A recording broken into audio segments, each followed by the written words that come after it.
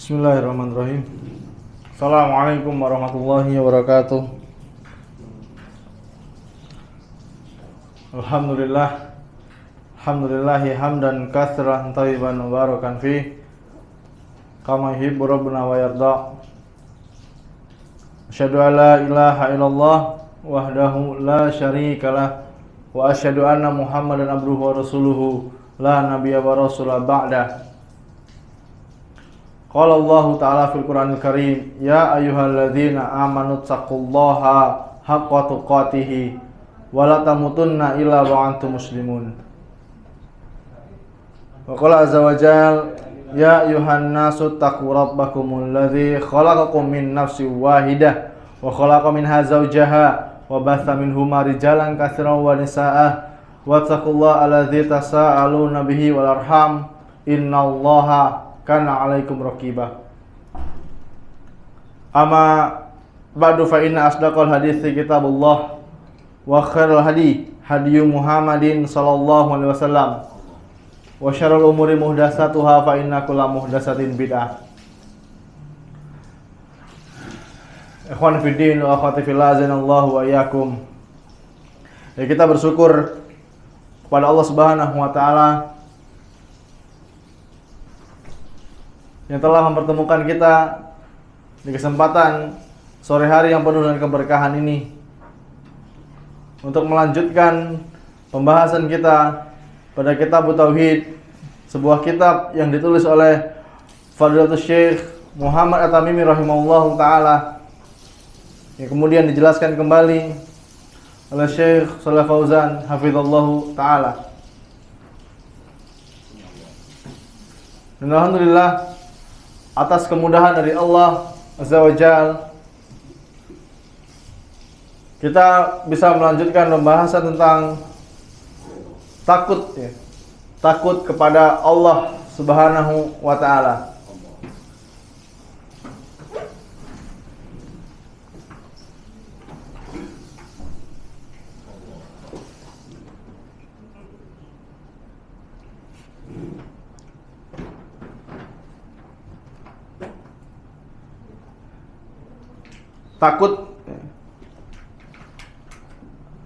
Takut kepada Allah itu merupakan sebuah ibadah.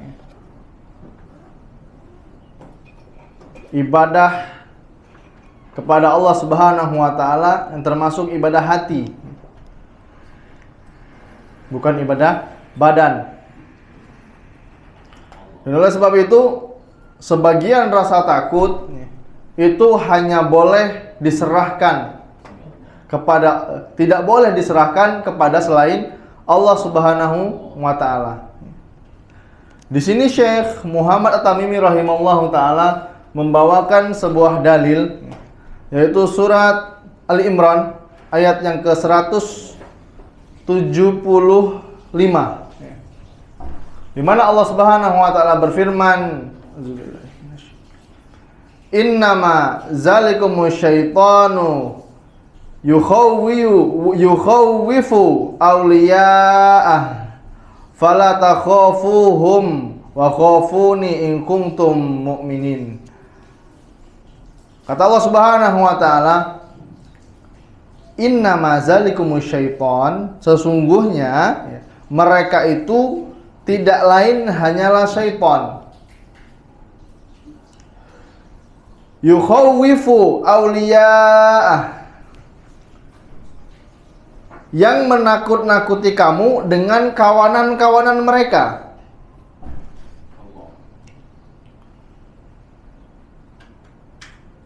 Yang menakut-nakuti kamu ya, dengan kawanan-kawanannya, yaitu orang-orang kafir musyrikin.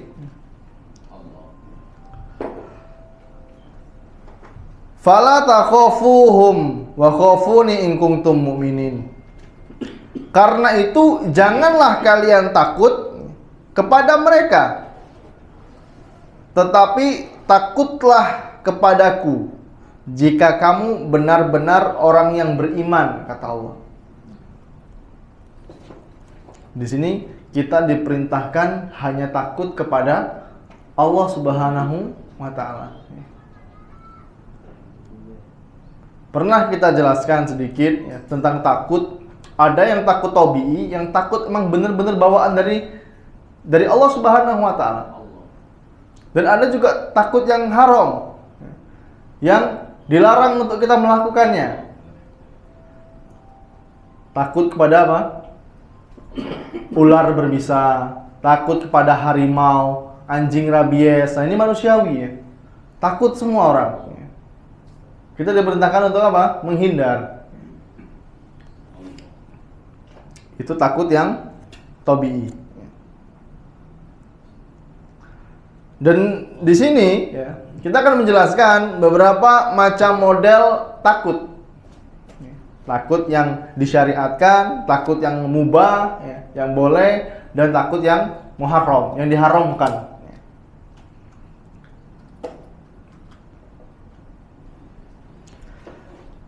Takut yang disyariatkan ya, adalah takut hanya kepada Allah Subhanahu wa taala. Seperti yang dijelaskan oleh Syekhul Islam Ibnu Taimiyah rahimahullahu taala. Beliau mengatakan, haddul khaufi ma hajazaka an ma'asillah fama zada 'ala Allah ala zalik fahuwa khairu muhtaji ilaihi. Batasan takut adalah takut yang menghalangimu dari bermaksiat kepada Allah Azza wa Jalla. Adapun yang lebih dari itu, maka dia tidak dibutuhkan sama sekali.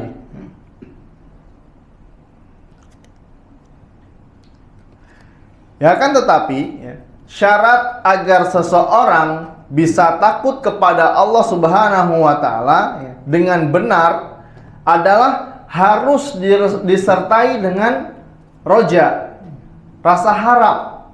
Jadi al-khauf dan ar-roja ini komponen yang tidak bisa dipisahkan. Kalau kita mau takut kepada Allah, kita harus memiliki sifat roja, sifat harap. Sifat berharap hanya kepada Allah Subhanahu wa taala. Karena jika seseorang takut kepada Allah Subhanahu wa taala tanpa rasa harap, ingat ya, tanpa rasa harap kepada Allah, maka hal tersebut akan menjadikan seseorang itu putus asa dari Allah, rasa putus asa terhadap Allah Subhanahu wa taala.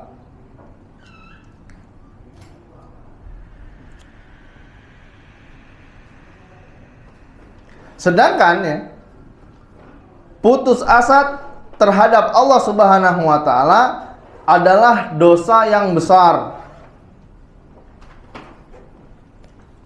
Jadi putus asa kepada Allah itu merupakan dosa besar.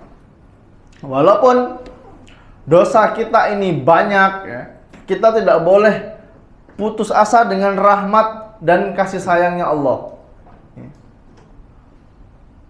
Selagi kita masih hidup, kita masih ada kesempatan untuk bertaubat, maka Allah akan ampuni. Yang repot itu apa? Kalau dosa berkaitan dengan makhluk. Kalau dosa yang berkaitan dengan Allah itu masih lebih ringan. Karena kita bisa menembusnya dengan bertaubat kepada Allah Subhanahu wa taala. Tapi kalau dosa yang berkaitan dengan makhluk, dengan sesama manusia, yang ini repot. Misal dosa apa? Dosa gibah. Dosa gibah ini tidak bisa ditebus dengan sholat, tidak bisa ditebus dengan puasa, haji. Harus minta kehalalannya. Berani nggak kira-kira antum? Antum pernah gibahin seseorang di suatu majelis. Si fulan ini palanya botak, demikian dan demikian ya, wajahnya jelek. Wah, ini gibah. Sedangkan si fulan tidak ada di situ. Caranya gimana? Minta maaf atau minta kehalalan dari si fulan. Kalau fulannya udah nggak ada gimana? Atau mudaratnya lebih besar, kita harus membicarakan kebaikan-kebaikannya di hadapan majelis yang kita duduk bersama. Tapi diutamakan untuk kita meminta dulu kehalalan dari orang yang digibahi. Kalau dosa kepada Allah, itu cukup kita bertaubat. Tidak perlu diceritakan dengan orang. Karena ada sebagian kelompok kaum muslimin, kelompok oknum, yang ketika dia mau bertobat, dia harus nebus dulu dosanya. Kepada siapa? Pada imamnya. Nah, ini pemahaman yang keliru.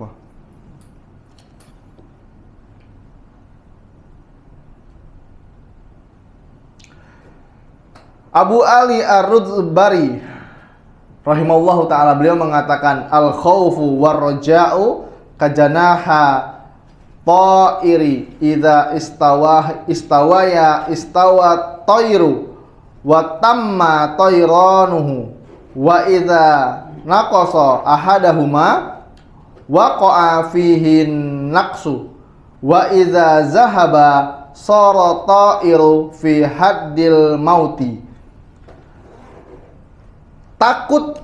Takut dan harap itu seperti dua sayap burung. Jika dia seimbang, maka sempurnalah burung itu, dan sempurna pula terbangnya. Dan jika salah satunya kurang, maka akan kurang juga. Dan jika keduanya tidak ada, maka burung itu seperti burung mati. Dan rasa takut kepada Allah Subhanahu wa ta'ala harus kita bina, harus kita hadirkan di dalam diri kita. Karena hal itu adalah ibadah yang sangat dituntut oleh Allah Subhanahu wa ta'ala. Ini harus takut kepada Allah Subhanahu wa ta'ala. Nanti insya Allah akan panjang pembahasannya tentang takut kepada Allah. Kalau dia berilmu, pasti dia takut kepada Allah. Kalau dia takut kepada Allah, cukuplah dikatakan dia orang yang berilmu. Karena ada orang yang kelihatannya ilmunya banyak, tapi dia tidak memiliki rasa takut kepada Allah. Dia menerjang semua yang Allah larang ketika dia sendirian. Dan terdapat beberapa sebab yang bisa menumbuhkan rasa takut kita kepada Allah Subhanahu wa ta'ala. Yang pertama, kita harus mempelajari nama-nama dan sifat Allah Subhanahu wa ta'ala. Ini pelajaran yang penting, Cari kajian-kajian yang khusus membahas nama-nama dan sifatnya Allah Subhanahu wa ta'ala.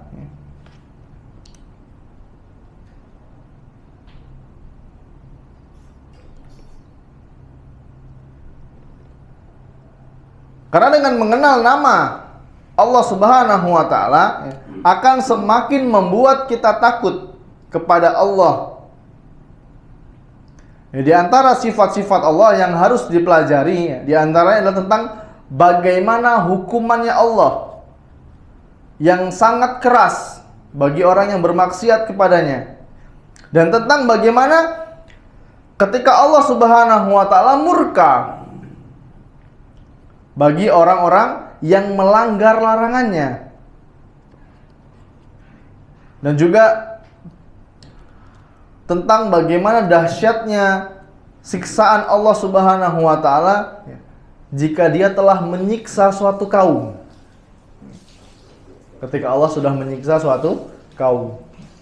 Jangankan di Timur Tengah, di luar negeri, di Indonesia pun ada, kaum yang Allah timpa dia dengan gunung. Gunung itu Allah angkat, Allah angkat dan dilemparkan ke dusun tersebut. Ini terjadi di daerah Wonosobo, Kisahnya banyak tersebar. Ketika tahun berapa itu? 50-an kalau nggak salah.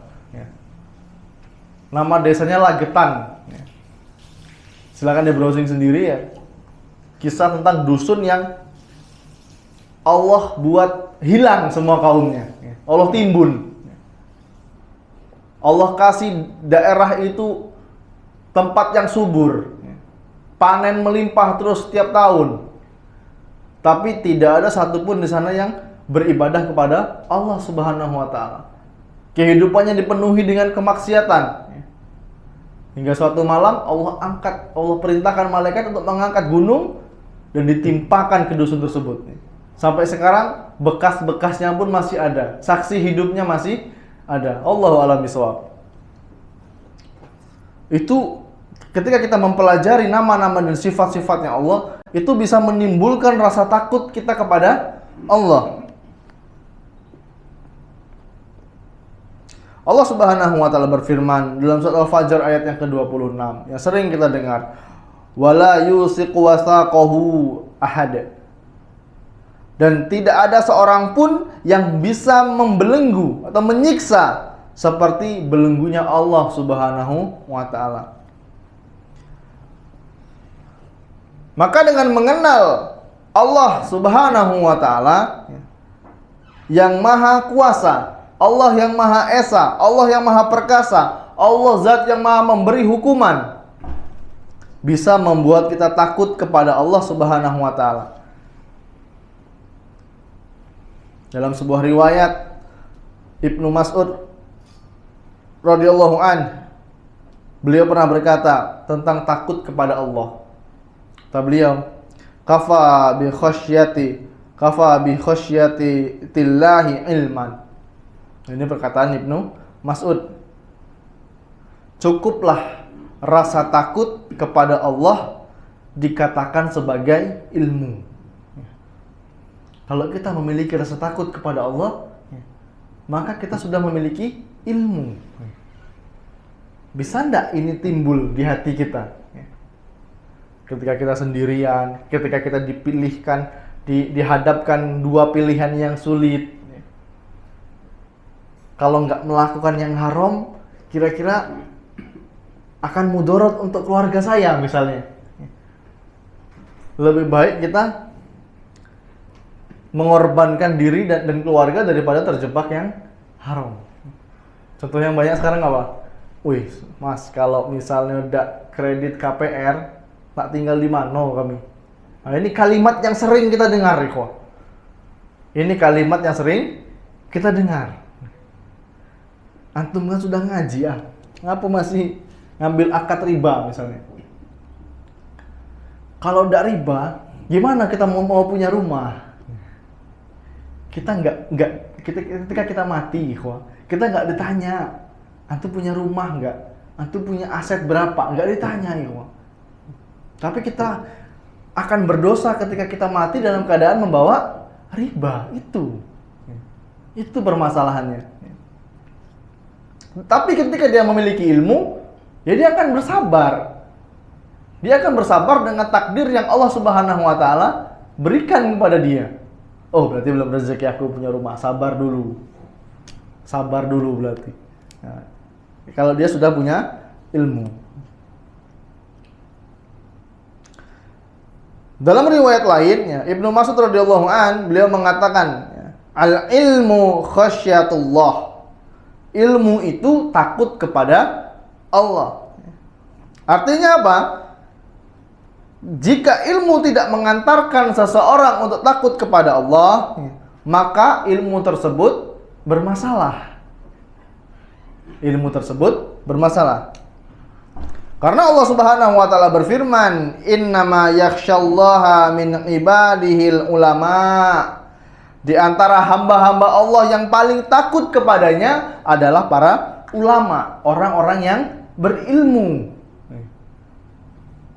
Tapi ketika ada orang yang kelihatannya berilmu, tapi dia tidak takut kepada Allah, maka ada yang salah dengan ilmunya. Ya, kalau seorang penuntut ilmu, thalabul ilmi, semakin menumbuhkan rasa takutnya kepada Allah, maka telah benar dia dalam menuntut ilmu. Ada orang yang rajin belajar ilmu agama, dia menumbuhkan rasa semakin takut kepada Allah. Ini dia sudah benar dengan ilmunya. Dia sudah benar dengan ilmunya. Akan tetapi, ya, kalau seseorang yang ilmunya bertambah, namun tidak menambah rasa takutnya kepada Allah, maka ada yang salah dalam proses menuntut ilmu. Entah itu karena niatnya atau itu karena proses belajarnya.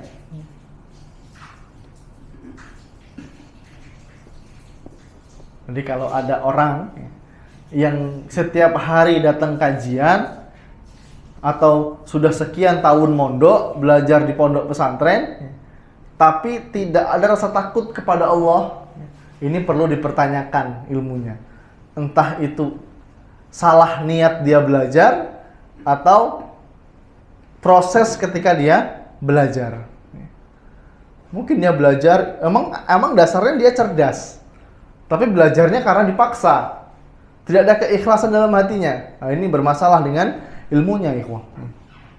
Oleh sebab itu, Ibnu Qayyim rahimahullah ta'ala beliau mengatakan ya, bahwasanya ilmu yang tidak mengantarkan seseorang takut kepada Allah, maka pasti niatnya terkontaminasi dengan niat yang keliru. Dia belajar nih karena ada sesuatu. Karena apa? Bukan karena Allah Subhanahu wa ta'ala. Maka jika terjadi demikian, seseorang itu hendaknya mengintrospeksi dirinya. Karena perkataan Ibnu Mas'ud radhiyallahu an bahwasanya ilmu itu adalah rasa takut kepada Allah. Dan Nabi Muhammad SAW beliau pernah bersabda, "Wallahi inni la'alamukum billahi azza wa jal wa akhsyakum lahu." Wallahi, demi Allah, kata Nabi Muhammad SAW, aku adalah orang yang paling tahu tentang Allah, dan aku orang yang paling takut di antara kalian terhadap Allah Subhanahu wa ta'ala. Karena ikhwan fillah azanallahu wa iyyakum, ilmu itu pada dasarnya dia berbanding lurus dengan rasa takut seseorang kepada Allah Subhanahu wa ta'ala. Karena semakin dia mengenal syariat Islam, dia mengenal syariat Allah Subhanahu wa ta'ala, maka akan semakin membuat seseorang itu takut kepada Allah. Dan oleh sebab itu, untuk menimbulkan rasa takut kepada Allah Subhanahu wa ta'ala, kita harus mempelajari nama-nama dan sifatnya Allah Subhanahu wa ta'ala.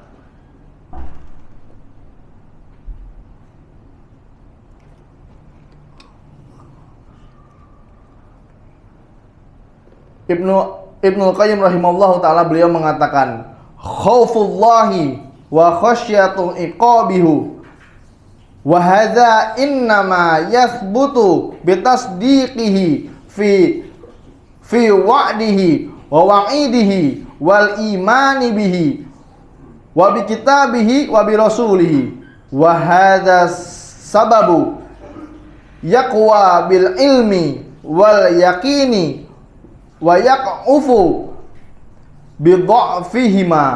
Kata Ibnu Qayyim rahimahullahu taala, takut kepada Allah azza wa jalla dan hukumannya, takut dengan Allah dan hukumannya Allah, dan yang demikian bisa ada dengan mempercayai dan mengimani janji-janji dan ancaman-ancaman Allah Subhanahu wa ta'ala.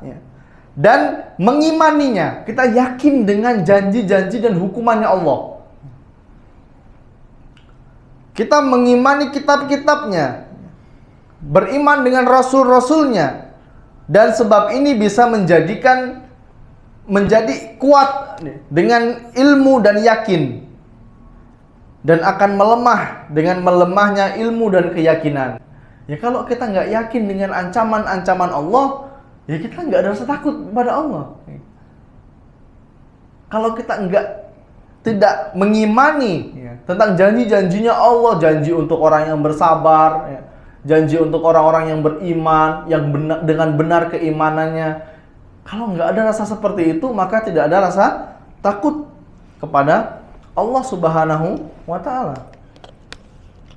Bismillah.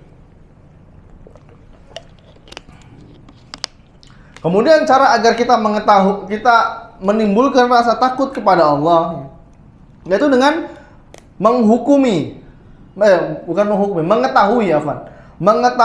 bagaimana azabnya Allah Subhanahu wa Ta'ala.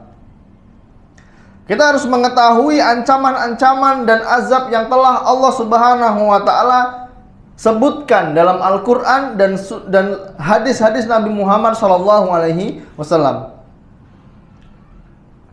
tentang bagaimana keadaan atau sengsaranya para penghuni neraka jahanam yang akan membuat kita semakin takut kepada Allah Subhanahu wa Ta'ala.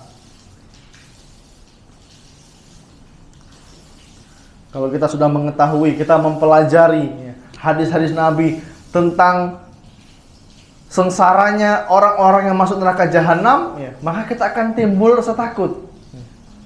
Tentang orang yang melakukan ghibah, orang yang meninggalkan sholat, kita pelajari ini.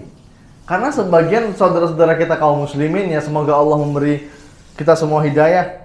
Mereka yang tidak sholat, yang masih menyepelekan atau meninggalkan sholat, mereka tidak paham tentang hukuman-hukuman Allah Subhanahu wa Ta'ala. Jutaan orang yang dikubur, mereka itu pengen hidup, cuma untuk apa? Pengen sholat. Kita ini masih diberikan kesempatan oleh Allah Subhanahu wa Ta'ala, Mas.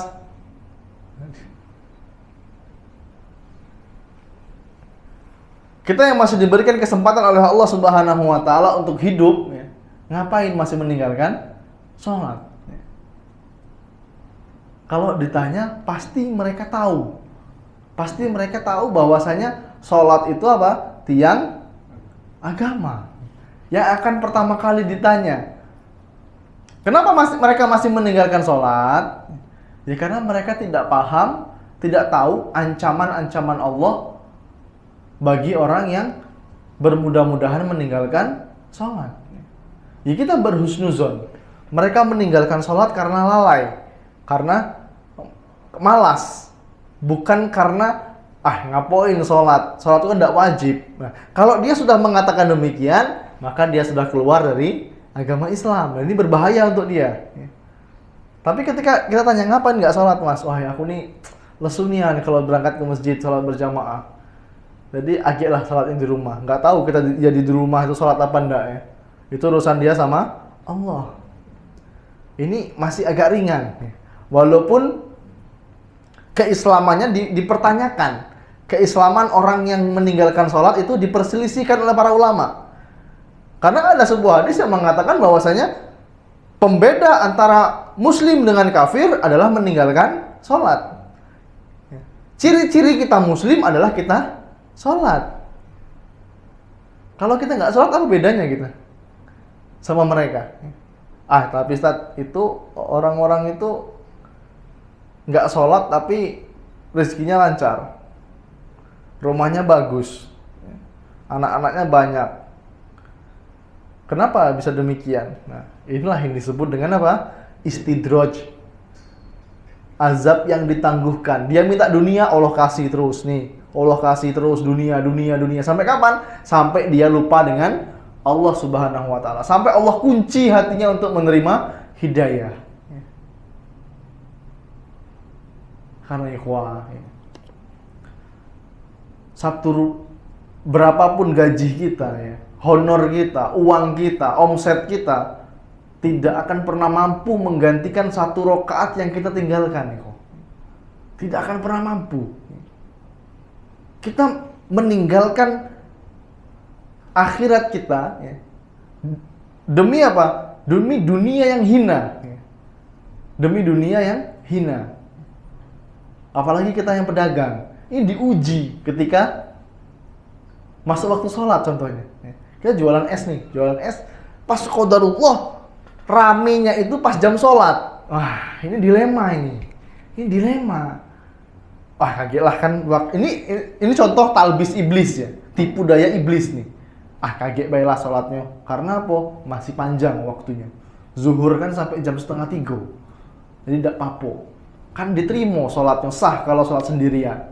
Ini talbis iblis ikhwah. Hati-hati. Tanggung.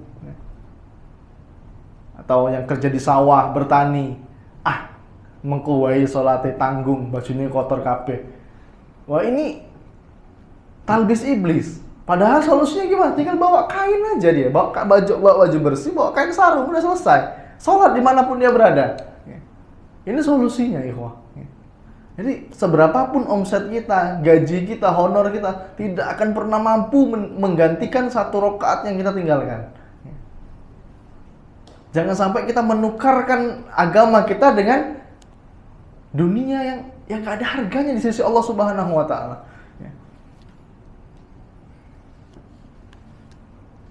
Ketika dia sudah mengetahui, dia mempelajari azab atau hukuman yang Allah berikan bagi orang yang bermaksiat kepada Allah, ya maka dia akan timbul rasa takut. Dia takut untuk melanggar.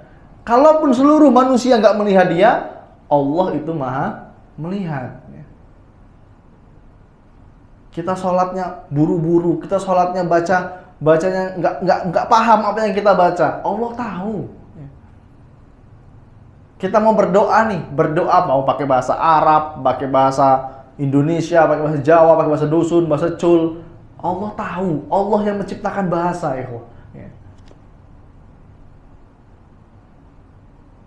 Allah tahu niat kita. Oh, saya pengen nabung untuk umroh, saya pengen nabung untuk haji. Allah tahu niat kita ini jujur apa enggak. Kalau niat kita jujur, pasti Allah mudahkan. Pasti Allah mudahkan. Ya, kita berusaha mengetahui nama-nama, kita berusaha mengetahui azabnya Allah Subhanahu wa Ta'ala ketika seseorang itu melakukan maksiat atau melanggar perintah-perintahnya Allah Subhanahu wa Ta'ala. Contohnya Allah Subhanahu wa Ta'ala berfirman dalam surah Az-Zumar ayat yang ke-16, lahum min fawqihim dhulalun minan nari wa min tahtihim dhulalun zalika yukhawwifullah bihi ibadahu ya ibadi fattakun, kata Allah Subhanahu wa Ta'ala. Di atas mereka, yaitu penduduk neraka, ada lapisan-lapisan dari api, dan di bawahnya juga ada lapisan-lapisan yang disediakan bagi mereka. Ya, demikianlah Allah mengancam hamba-hambanya dengan azab itu. Ya ibadi fattakun, wahai hamba-hambaku, kata Allah, maka takutlah kalian kepadaku. Ini yang bilang siapa? Allah Subhanahu wa Ta'ala. Allah langsung yang memerintahkan kita untuk takut kepadanya.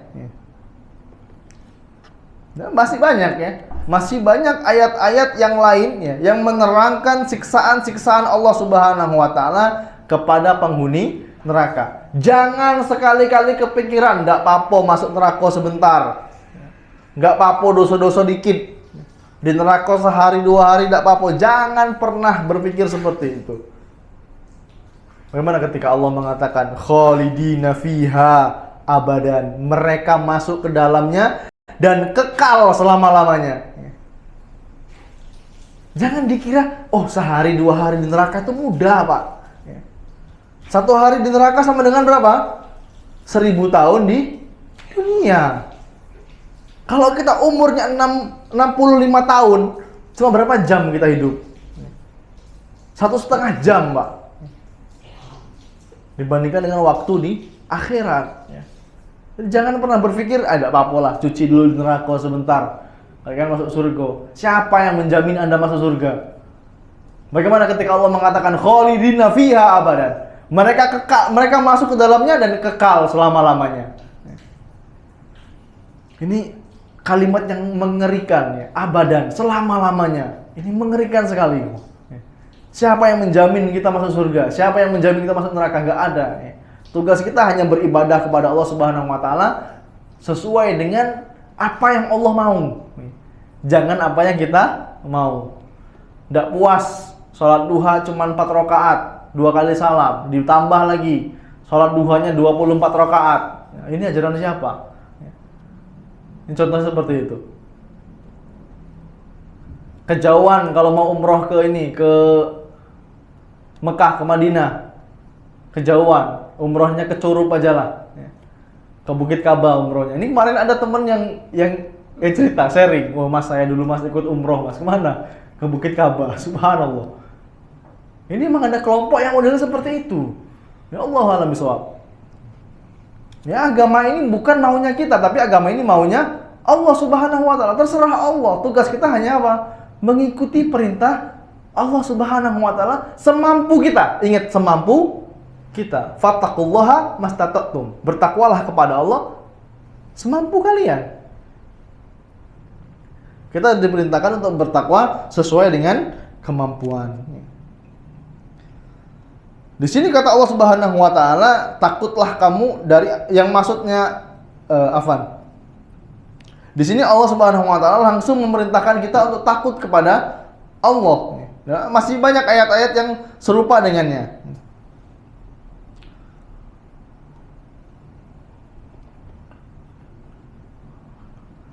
Dan Allah subhanahu wa ta'ala juga berfirman dalam surah Al-Baqarah yang sering kita dengar, fattaqun naral lati waquduhan nasu wal hijara uiddat lil kafirin. Maka takutlah kalian kepada Allah, maka takutlah kamu akan api neraka yang bahan bakarnya itu manusia dan batu.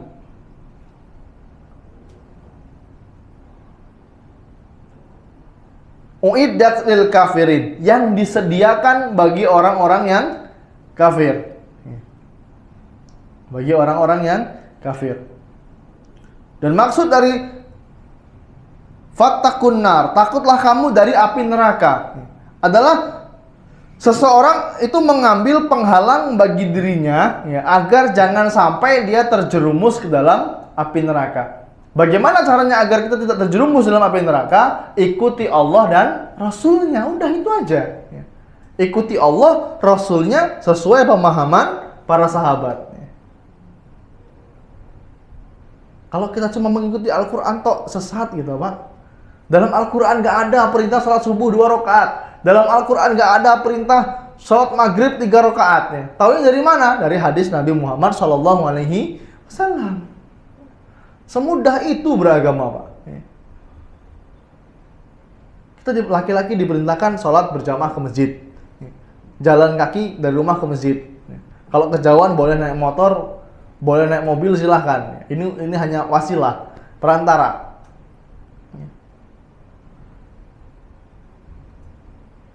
Ini yang Allah perintahkan.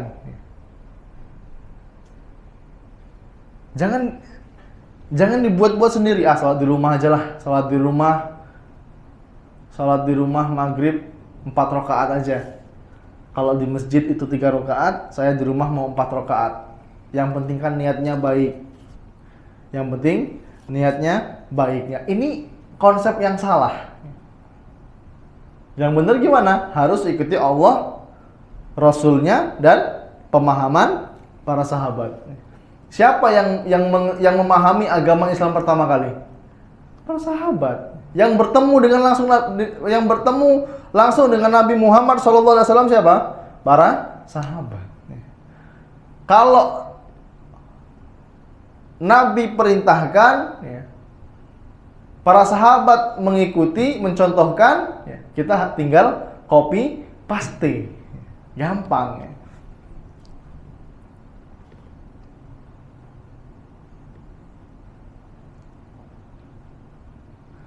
Dan agar kita timbul rasa takut kepada Allah Subhanahu wa taala, kita harus sadar diri. Kita sadar diri dan kita mengakui kekurangan dalam ibadah. Ya, ketika seseorang mengetahui bahwasanya dirinya itu masih kurang dalam beribadah, menjalankan ibadah kepada Allah Subhanahu wa taala, itu akan membuat dia semakin takut kepada Allah. Ya nggak perlu kita berbicara ibadah-ibadah sunnah, ibadah-ibadah wajib yang kita lakukan itu masih kurang. Contohnya apa? Ketika sholat. Ini ibadah yang wajib. Sholat wajib, sholat wajib ya. Sholat wajib itu pun kita masih kurang. Karena apa? Sedikit dari kita yang khusyuk. Takbir, Allahu Akbar. Wah, anak belum bayar sekolah. Allahu Akbar. Nomor 2 daftar ulang. Wah, ini kemana lo kak duit ini? Ini pikiran kita masih kemana-mana. Ya. Atau yang sering lah. Takbir, Allahu Akbar. Nah, kunci motor. Nah, dicabut belum ya? Lagi, Allahu Akbar. Ini gas sudah dimatiin loh, kompor gas tadi. Ini pikiran kita masih kemana-mana. Inilah hikmahnya kenapa khusyuk itu bukan rukun sholat. Orang yang gak khusyuk itu masih diterima sholatnya kalau dia tumak minah. Kalau dia tumak minah. Dia tahu gerakan dia. Sadar dia, Allahu Akbar. Dia paham apa yang dia baca. Gak buru-buru seperti matok ayam. Allahu Akbar, Allahu Akbar, Allahu Akbar, Allahu Akbar. Alhamdulillah. Alhamdulillah mas, ya udah sholat, gugur kewajibanku. Dia menganggap sholat itu udah gugur kewajibannya. Alhamdulillah. Padahal kita diperintahkan untuk apa? Istighfar ketika habis sholat. Kita minta ampun kepada Allah karena ibadah kita kurang. Banyak kekurangan di situ. Kita nggak tahu itu tuh ikhlas apa enggak sholat kita. Apakah karena yang tadi untuk menggugurkan kewajiban, atau karena memang takut kepada Allah, atau karena nggak enakan sama bos. Oh, bosnya sholat, masa kami nggak sholat? Sholat juga lah. Nah, ini niatnya udah beda. Kita tahu juga, ya kita harus menyadari puasa kita ini belum sempurna. Ya. Kita puasa tapi sedikit-sedikit masih ngomongin orang. Ya. Kita puasa tapi pandangan kita kemana-mana. Ya. Kita kurang berbakti kepada orang tua. Ya. Siapa yang hari ini udah ngunjungin orang tuanya? Atau menelpon orang tuanya? Kalau orang tuanya sudah meninggal, siapa yang hari ini mendoakan orang tuanya? Ini ibadah yang besar ya kok. Tanya orang tua kita. Ya. Apalagi yang orang tuanya berdampingan atau satu kota sama kita. Atau minimal yang jauh lah. Telepon, tanya apa kabarnya, sehat enggak? Udah makan belum? Mau makan apa hari ini? Kita sibuk, wah sama teman, ayo akhi kita makan. Ya wah, kita kumpul jam sekian, kita mau makan-makan. Tapi orang tua kita, kapan terakhir? Kita ajak mereka makan. Walaupun di tempat makan nanti mereka yang bayar. Biasanya orang tua gitu ya. Mereka nggak mau dibayarin orang tua ini. Kita ajak mereka. Atau minimal kunjungilah mereka. Tanya kabarnya, lihat keadaannya. Ketika mereka tidur, lihat wajah mereka. Lihat wajah mereka ketika mereka tidur. Orang yang sudah membesarkan kita, sibuk mencari nafkah untuk kita. Ini jarangnya seperti itu, ikhwan. Padahal apa? Ini ibadah yang besar. Ini ibadah yang besar. Dan orang yang berbakti kepada orang tuanya tidak mungkin dia sengsara dalam urusan dunia. Tidak ada anak yang sengsara dalam urusan dunia kalau dia berbakti dengan orang tuanya. Ini pahala yang besar, ikhwan. Lagi nggak ada orang yang miskin karena dia memberikan sebagian hartanya untuk ayah atau ibunya. Karena bukti kekurangan kita ya, kita kadang terlalu royal. Kita terlalu royal pada teman, pada sahabat-sahabat kita. Tapi kita sedikit untuk orang tua kita. Kalau nggak bisa membahagiakan mereka dengan harta, minimal kasih senyuman lah.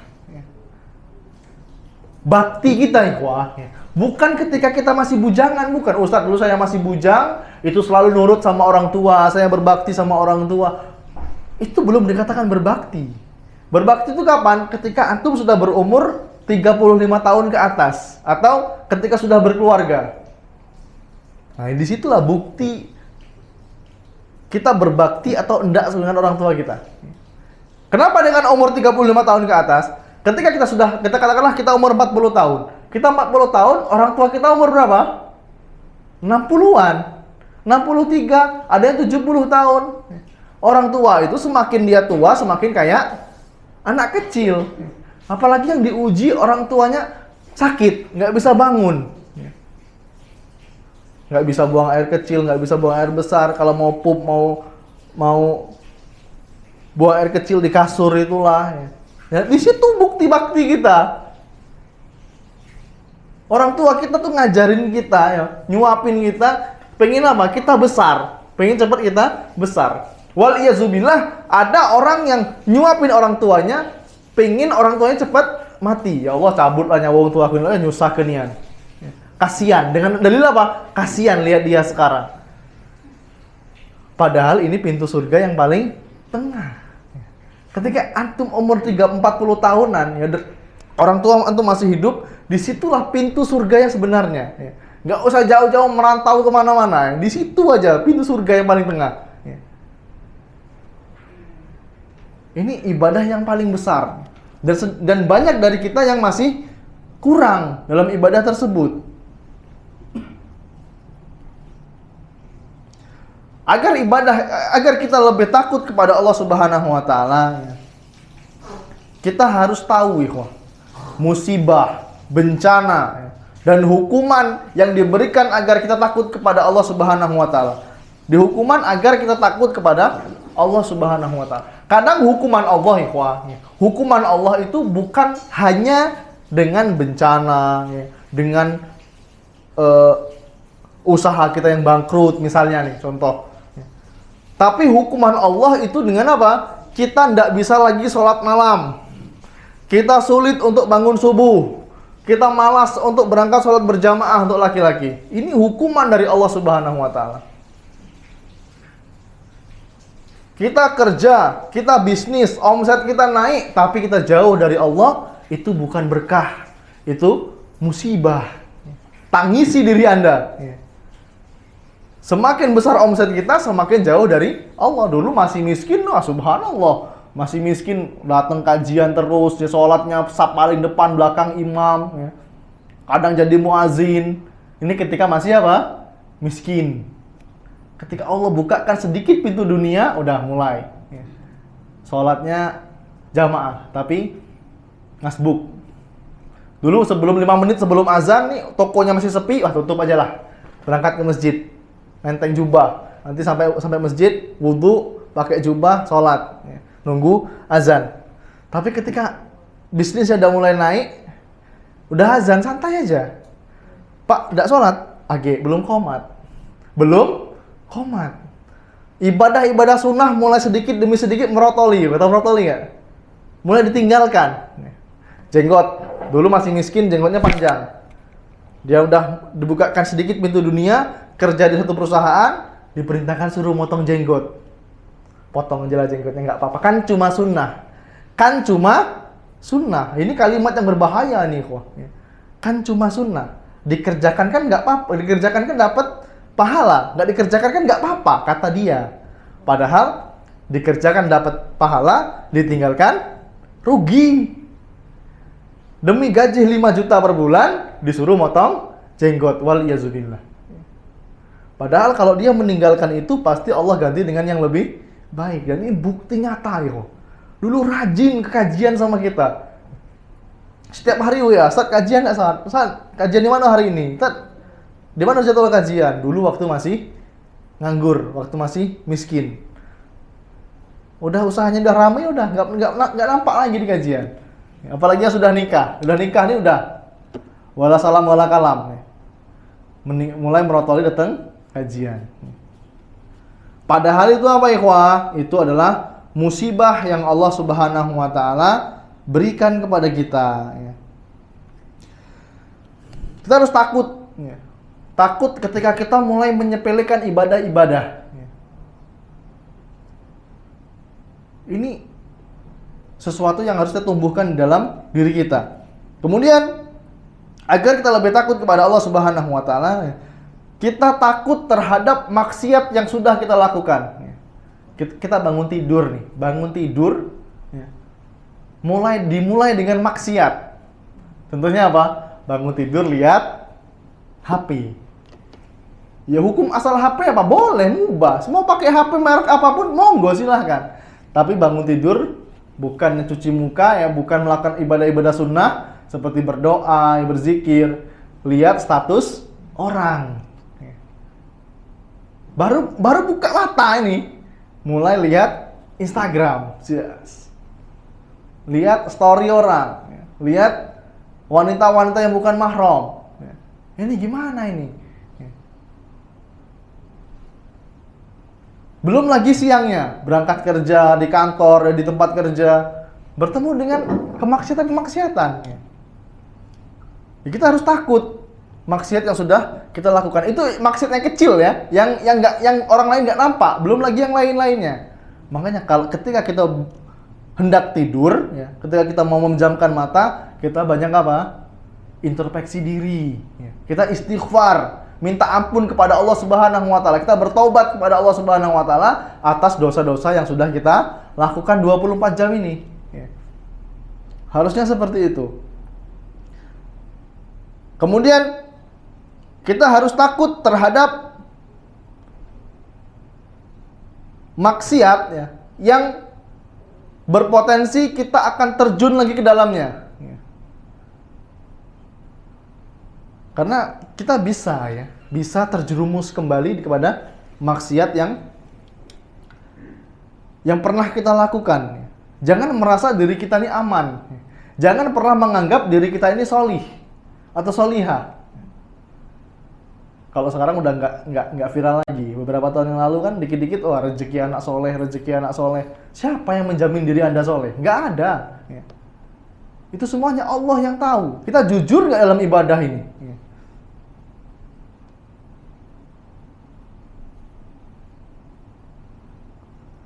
Seperti dosa-dosa yang sering diulang-ulang, ya. Melihat sesuatu yang bukan mahram, ghibah. Ya, ini dosa yang terus diulang-ulang ini. Bahaya ya.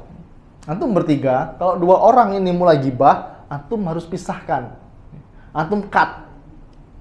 Si A sama si B ngomongin si D, si C ini harus stop, bilang stop. Nggak boleh mas, ini gibah ini. Kalau laki-laki kayaknya jarang ya. Ada tapi jarang. Laki-laki sejati itu nggak ngomongin orang gitu.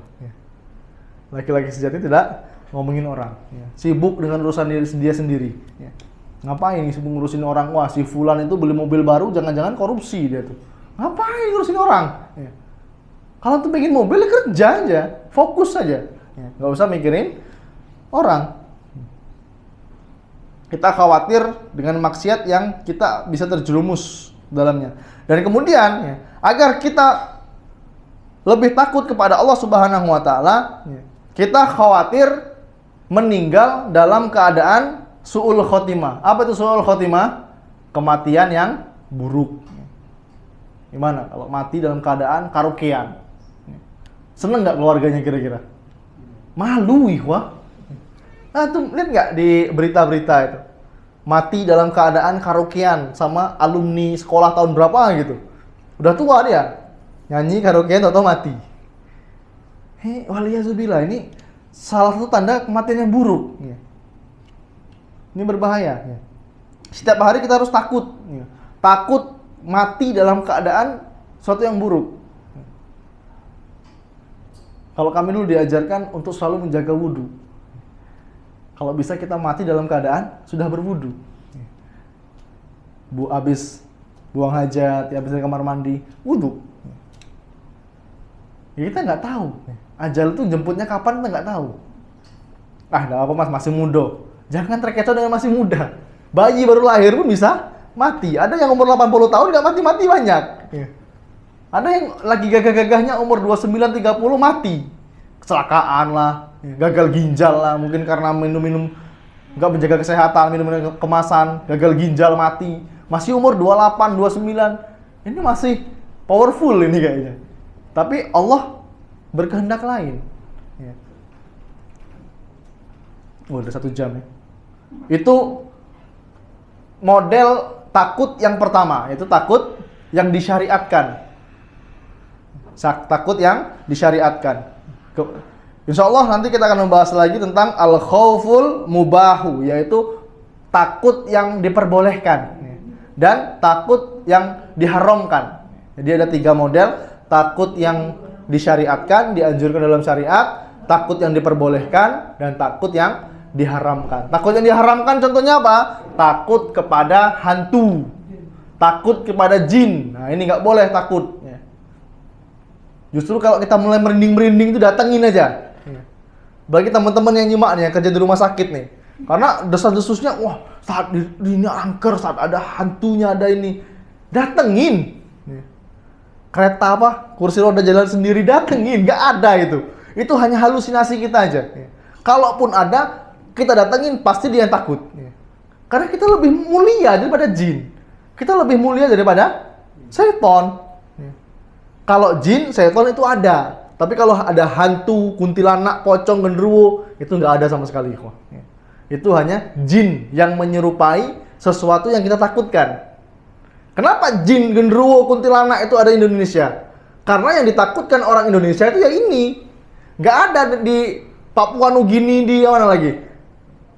Di Afrika nggak ada kan namanya kuntilanak, genderuwo nggak ada. Di Australia nggak ada. Di Cina adanya apa? Vampir. Ya kan? Karena yang ditakutkan mereka itu. Apalagi kita punya anak kecil, jangan sekali-kali takut-takuti anak kita dengan hal-hal seperti ini. Ayo, kalau masih nangis, Abi kasihkan momok, kasihkan hantu. Ini orang tua model apa kayak gini? Ya. Ini parenting tahun 80-an kayaknya, 90-an ya. Kalau masih nangis, Abi lempar keluar nih. Ada momok, ada kuntilanak, ada uka-uka. Nggak boleh kok. Ya. Ada mati lampu gelap, nak ambilkan senter ke sana, nak ambilkan apa sesuatu yang di tempat gelap. Latih mereka untuk berani. Kasih tahu jin itu takut sama kita, nak. Kita edukasi anak kita seperti itu. Anak umur 3 tahun, 4 tahun udah diajarin takut dengan hantu. Gimana mau jadi mujahid, ikhwah? Mau berperang di jalan Allah. Kalau sama jin sudah takut duluan. Allahu a'lam bishawab. Yang mungkin yang tidak bisa saya sampaikan. Kurang lebihnya saya mohon maaf, dan kepada Allah saya mohon ampun. Kami akhiri dengan doa kafatul majelis. Subhanakallahumma bihamdika asyhadu alla ilaha illa anta astaghfiruka wa atubu ilaik. Assalamualaikum warahmatullahi wabarakatuh.